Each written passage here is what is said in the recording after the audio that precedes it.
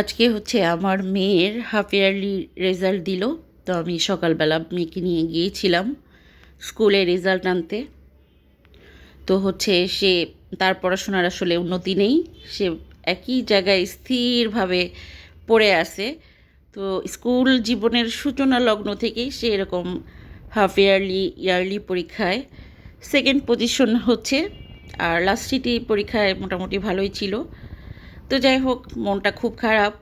তো ব্যাপার হচ্ছে যে আসলে যতই বলি না কেন, ফার্স্ট বেঞ্চের ছাত্রী না হও, কিন্তু মনটা আসলে খসখস করে যখন রেজাল্ট পাই। এটাই স্বাভাবিক, টিপিক্যাল মায়েদের মতো আমারও ওরকমই মন।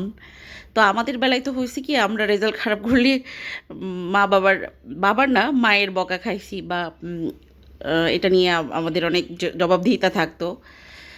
তো এখনকার বাচ্চাদের রেজাল্ট খারাপ হলে তো তাদেরকে অ্যাপ্রিসিয়েট করতে হয়। তো যাই হোক, তার বাবা হচ্ছে তাদের জন্য আইসক্রিম না সরি দই এনেছিল খুশি করার জন্য কন্যাদের, আর আমার মাথা ঠান্ডা করার জন্য ডাবের পুডিং। তো এই ছিল ব্যাপার, আমরা আমাদের আনন্দ উপভোগ করছি আর কি।